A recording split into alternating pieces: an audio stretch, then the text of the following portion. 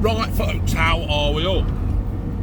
Now, as you have all probably noticed, there's a big thing at the moment of flying the St George's Cross and the Union flag and everything like that. And I welcome it. I think it's brilliant. And people, I always it always cracks me up that when anything like this happens, when anybody goes right of the political wing, they always compare you to 1930s Germany, as if that's the fucking benchmark, that's the fucking, the blueprint. Oh, you've said that, you're a Nazi, you're a fascist, no, like you got all these fucking lefty twats going, you can't do that, you're fucking fascist, that's what Hitler did. And it cracks me up. It really does make me laugh that if that's your only argument, that 1930s Germany, like that fucking big-eared loon from fucking Leicester, Gary Lineker.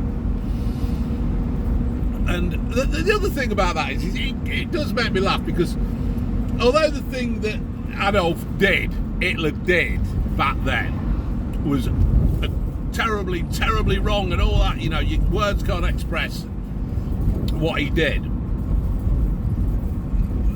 The thing is, right, he got a country, like 99% of its population believed him or whatever. They followed him into a war. If there was a war now, nobody would follow Keir Starmer, would they? Nobody in this country would follow him. Because we all think even his own fucking supporters think he's a fucking idiot. But anyway, I like to see this flag thing being, the flags being raised. I think it's really good. People are saying it's the right wing have hijacked the right wing have hijacked it. No, they haven't hijacked it at all. What has happened is the people of this country have basically had enough of what is happening. They've had enough of illegal fighting age men coming here on boats and being put up in hotels at great expense, while we have our own homeless here. We have apparently around 3,500 homeless veterans who have been in the army, who's been in the forces. This Jeevan Sandher, the MP for Loughborough, right, who's just got married to somebody, and apparently he's come out. Well, he said that she was in the army and she wore a British flag every day. He called it the Union Jack, the thick fuck, because if you really do know, it's the Union flag. The Union Jack is one that's flown at sea. So he's come out and he's tried to be all clever, saying, the flag is now divisive. No, it isn't. The flag isn't fucking divisive, is it? It's not divisive. It's about bringing people together. And what is happening is we've got all the people have had enough of what is happening in today. Now, people can't actually voice and say, well, they can voice it. They can go and do things and protest. But what happens is then that when they do protest, they have the police there and the police batter them, or the police arrest you for saying things on the internet. Even if it's in the heat of the moment, you get arrested and put away from your family. So now what has happened is people are getting to the stage now where they feel that they're a little bit intimidated by the government who control us, the government who tell us what we want. So people are now turning to like hoisting a flag, raising a flag. And then it turns out that can be wrong as well. You can have the police come round and tell you, or your neighbour come round and tell you to take the flag down because you find it intimidating. If you find the flag of your own country intimidating, then why the fuck are you here? I don't understand it. These governments and these fucking sportsing lot and all these fucking wokey do-gooding fuckwit wankers, right? They don't mind when it's, oh, fly the flag for England football. Oh, fly the flag for women's rugby. I tell you what, watching that women's rugby, fuck me, they are fucking good. Jesus Christ. Their women's rugby team are a different fucking level. Right, fair play to them. But it's like, no, we shouldn't be able to just raise the flag for sporting events. Why can't we have flags all over the place?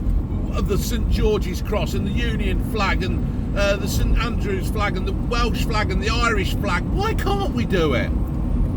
Just fly the fucking thing. And if somebody has a problem with it, who's just come here and he's stopping at a hotel, then that's your problem. That's your problem, because this is our country, and if you want to be part of this country, then you have to accept our flag and our way of life. I don't understand the fucking moaning and the crying that you fucking stop in here and you assimilate into our country. You can fly all these other flags. You can fly your fucking Palestinian flags and your Pakistani flags and your Pakistani, all Afghani then.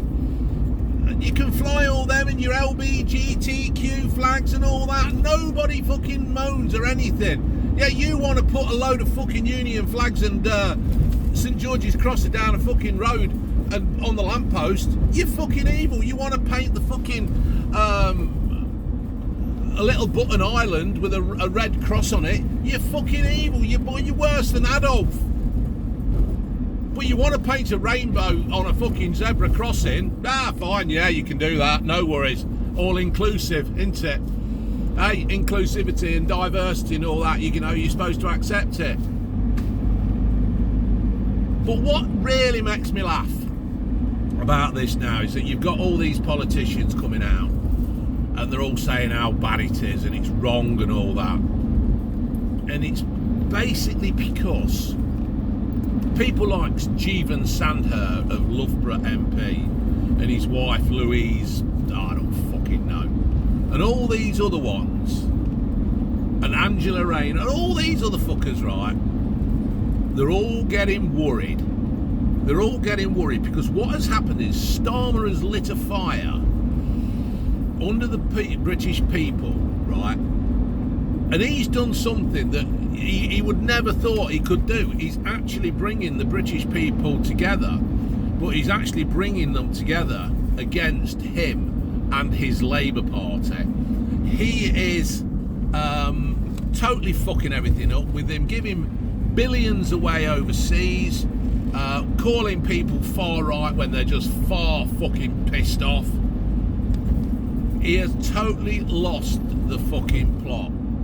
And I think it's absolutely hilarious that this is happening. And I honestly don't think there's anything he can do about it. And all these MPs like Jeevan Sandher, we've got Jewel Mahar in Loughborough as well. He's stuck his little fucking ferret head up over there and had a go moaning about it. He don't mind when you got all the other fucking flags flying in Loughborough, does he? But stick a couple of Union flags up in a St George's Cross and they're all moaning. But what is happening is all these politicians now are shitting the pants because Reform are growing. Reform are gaining strength. And they know every single MP who is sitting in Labour and Conservative and the Lib Dems, although fair play to the Lib Dems, they are doing quite well.